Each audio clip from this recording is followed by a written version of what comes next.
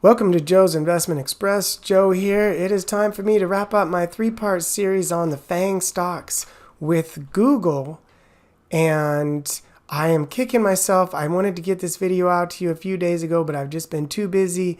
And I was going to caution you that the chart was looking precarious.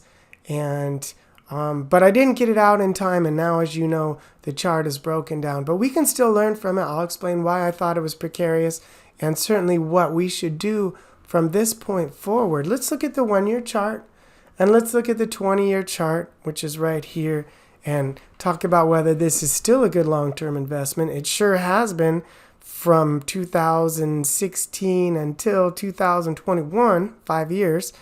And let's look at the fundamental numbers. We'll do this via MarketSmith. They have a really nice, quick and easy breakdown for the numbers. And if you are still with me through all of that, I am going to show you a top secret stock. Well, it's not top secret, but I don't know why I'm saying that actually. I'm just trying to hook your interest. This stock I've been following. I looked at dozens and dozens of charts this weekend, and this is one of the only ones that is really holding up nicely and is actually looking like it wants to break out. And that is the opposite of what almost all of the stocks in our portfolios are doing. So the one thing you could do for me is to just like the video, and let me make the traditional disclaimer that not traditional, but my disclaimer, and that is I've been investing since 1996, and I specialize in technical analysis. I'm also good at fundamental analysis, but I'm not a financial advisor. This is not financial advice. It's just for education, just for entertainment. You make your own investment decisions. Now, I know you're anxiously awaiting the Google discussion, but I have to share one thing with you really quick. So I subscribe to Minervini Private Access, Mark Minervini's stock, what can I call it? Program, I'll just call it program, who I consider to be the greatest living momentum investor. And he said today, quote, "It is maximum caution time." So take that for what it's worth. So here we have the Google chart. First of all, note that earnings are coming out Tuesday after market close. This Tuesday, April 26th. And of course, that's always an exciting time. And sometimes we get a big gap up or an up move, or it initiates a new up move. We see it move up on the day after earnings and then continue for days or weeks. But in my opinion, since it's, quote, maximum caution time, we really need to think about at minimum having a tight stop going into that earnings report, and at maximum, maybe you want to sell some off before that before that report hits the press, because you know what happened with Netflix, down 36% the day after earnings. And I'm not saying that Netflix and Google are commensurate companies. It's not the right word. They are much different, but that shows you the potential for the downside on earnings right now. Earnings reports right now are very dangerous. And I think for most stocks, they've reacted negatively to after earnings announcements, with the exception that I can remember of Tesla. I don't know. Maybe you know some more about that, and you can tell me in the comments. The other thing I wanted to say is, how in the heck does Google make money? Well, I just copied a couple things down here on the left side of the chart. Alphabet, which I keep calling it Google, but technically it's Alphabet now. Alphabet makes money via its web browsing, mobile operating systems, and cloud computing services, including YouTube, which is a phenomenal cash generator for them and is still in its early innings, I think. They make money via the sale of advertising and service fees for these services. And then also advertising generates the majority of revenue, but Google Cloud is growing rapidly. Let's come back to the 1-year chart in a minute. Let's go through the fundamentals first. All right, so we notice it has a relative strength of 49. That means it is outperforming about half of the stocks in the S&P 500. We want to focus mainly on stocks that have a relative strength rating of 90 or better. We want to buy outperformers. So by this metric, Google is certainly not a buy right now. Let's look at some other things. Let me slide this over so my face isn't in the way. So this is a huge company, $1.5 trillion. It's one of the biggest companies in the world, and size certainly certainly helps with stability. It's not going to go down, well, I'm not going to say that, but it's not going to gyrate like a little biotech or something. But the problem with all of these big behemoths is they're really hard to grow, to keep growing larger when they get so large. They become a victim of their own success. Eventually, they combat this by turning into a cash-generating dividend stock. But thus far, Google has not done that. There's no dividend. So there's no reason to own this if it's going down or sideways, in my opinion. What else? The PE ratio is 25. That's quite good for the average tech stock. And that's better than Apple. I just checked. Apple is at 28. So I like that metric. EPS per share, look at this. This year it's supposed to make $116 per share. That is amazing. That's the highest earnings per share that I know of. If you know of a company that's making more money per share, let me know in the comments section. That is amazing. And it's going from 100 to 116 to 136 from 21 to 22 to 23. That's a nice trend. Look, it jumped from $50 in 2020 to $100 in 21. That's what you want to see. That's called a breakout year. And that's when a stock really takes off. And if you look, sure enough, in 2020 here, it did really well. So let's look at, here's the quarterly revenue. And I'm going to go through this fast, but you can always pause this or do a screenshot. The sales growth for a big company is really remarkably good. The last 4 quarters, 34, 62, 41, 32. It's fallen off a little bit. What's it going to be on Tuesday? That's the question. If it decreases again, that might be a downward catalyst. EPS per share the last 4 quarters, 99, 189, 82%, 45%. Again, that's really good, although it's starting to fall off. So for a big cap, the numbers are great. And if we were just looking at fundamentals, we might say, wow, what an amazing company. Let's buy it. But you got to understand, stocks roll over technically before their fundamentals fall apart. Stocks peak oftentimes when their fundamentals are looking amazing. It's all about forward guidance and the mutual funds deciding when they decide to get out, the stock's going to go down regardless of what the fundamentals are saying. This company has 4,375 mutual funds in it. And as I said yesterday, or the other day with my Amazon video, I'll put the links to the other 2 FAANG videos of mine in the description below. Having thousands of mutual funds in a stock provides stability, and it's good because those guys have deep pockets and keep buying more. But should they decide to get out, that's potentially thousands of mutual funds drop in the stock, and this thing could fall really hard and really fast. You can hear the cautionary tone in my voice, can't you? I'm pretty worried. Let's look now. No, let's look at the 1-year chart, and then let's look at the 20-year chart. We'll do this in reverse order. So, yeah, like most of the tech stocks, this thing has been sliding. Well, most of the tech stocks have been going down.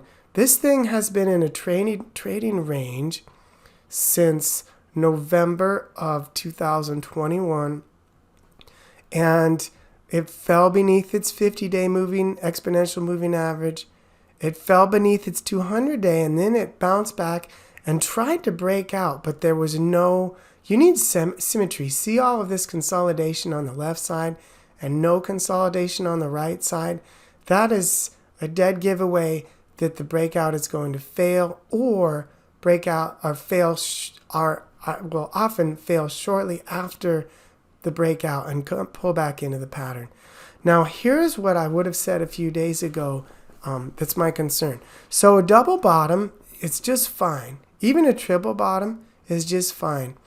But we want to see this thing bounce hard off of the lows of its range and then break out, right? And instead, we've seen, this is kind of like egg action, not tennis ball action. Minervini talks about when a stock hits resistance, you want it to bounce like a tennis ball, not an egg splat, right? Now this, okay, let me just calm down and explain this. So here you have a really good tennis ball bounce. That was great. And then you have a weaker tennis ball bounce, and another weaker tennis ball bounce, and another weak tennis ball bounce, which gets only halfway up the pattern, falls over hard, and now look. This is splatting like an egg. This is churning. You don't want to see a handle made at the bottom of a base. Most of the time when that happens, it's going to break to the downside. Investors are going to get restless and jump out, move on to other issues that seem to be doing better, or they're going to get worried that it's going to break down, which they should. So when I saw, really after this third bounce here, that would have been my signal to start decreasing my position. And then once you saw or see the stock get above most of its supply, then that would be where we want to get in. Why is that not working? Hold on. Yeah, okay. Let me put in this.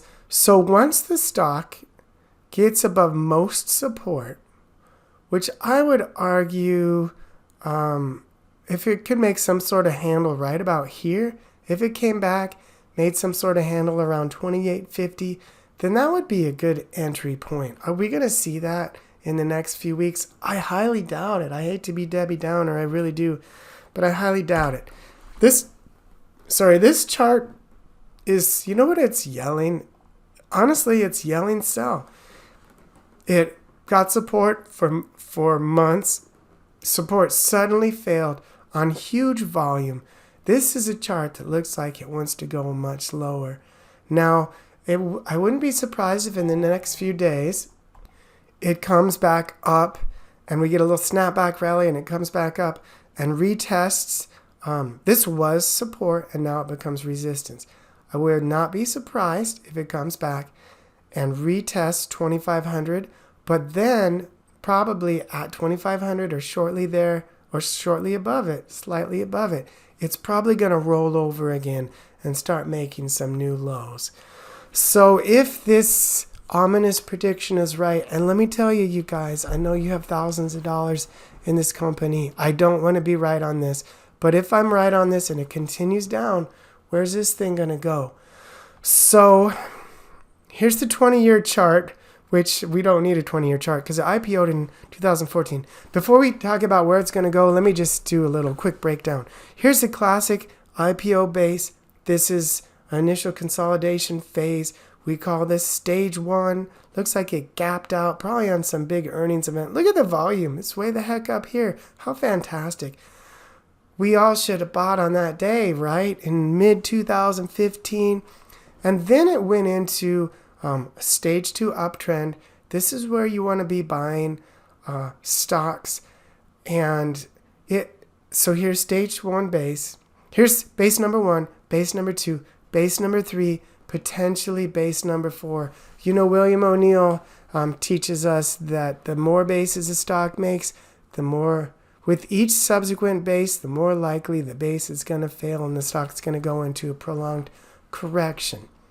Now, this base has failed. Here's where the price is at, right here, and here's your base.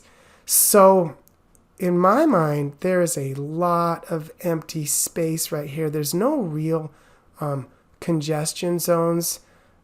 There's no real powerful congestion zones between here and 1,500. And if the market continues falling hard for at least a few weeks, maybe a few months, I could see this stock going down to 1,500, which will be right here at this line. Now, as it comes down, I'll continue watching it for upward reversal signals. And to a degree, Google and Apple for that matter, and kind of Amazon for that matter, follow the market. They just have a little more alpha. So if the market's up 1% for the day, then Google's going to be up 1.5 or 2% for the day. So the fate of Google might be resting in the general market's hands. And as long as the general market goes down, Google's going to go down, and vice versa. That's something else to think about. So before I get to my mystery stock, my concluding remarks on Google are, this company makes a tremendous amount of money. At some point, it's going to probably be making a dividend, offering a dividend. Surely it can use its cash that it's generating to buy back shares as it comes down lower. It's such a big company now, it's going to be really hard for it to keep growing rapidly. The chart is saying sell. Honestly, if I had a position, I would be selling off. I would sell half of it tomorrow, and then I'd wait and see. With earnings, wow, you know what? I'm really risk averse, and honestly, I would sell everything before earnings on Tuesday, knowing that I might be making the wrong decision. But here's the thing, it's not a marriage. If you divorce a stock, you can always buy it back the next day. Now, if you've been holding this thing for years, obviously there's going to be tax implications, and maybe you don't want to sell it all, but it seems like you should consider reducing some before earnings. And then also, if we see it come back up to 2,500 and then roll over again, then that is your signal to continue selling off. That earnings report Tuesday really makes this decision tricky. I'm going to let you guys decide. Like I said, if you want to hold it for 5 or 10 years, is it going to be a great company? It certainly is making tons of money, and it's got some amazing potential, but sometimes these good companies can slide sideways for years.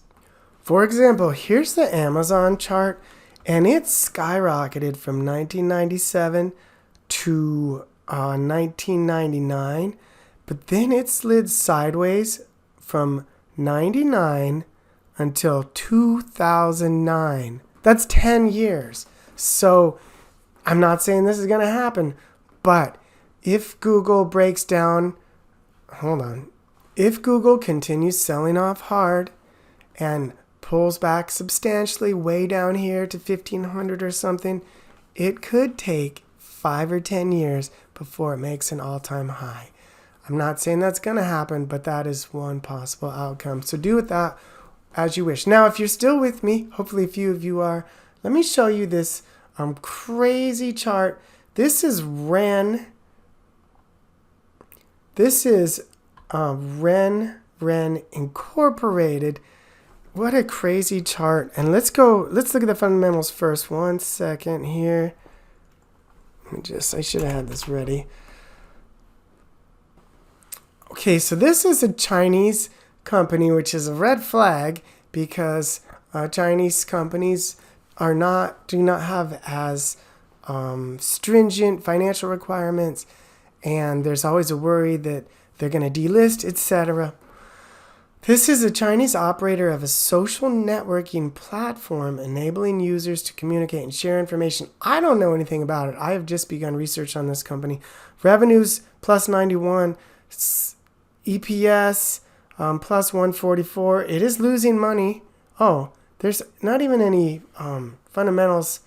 The yearly EPS isn't even reported for 21. That's weird. Come on, MarketSmith. But it is outperforming 98% of S&P 500 stocks.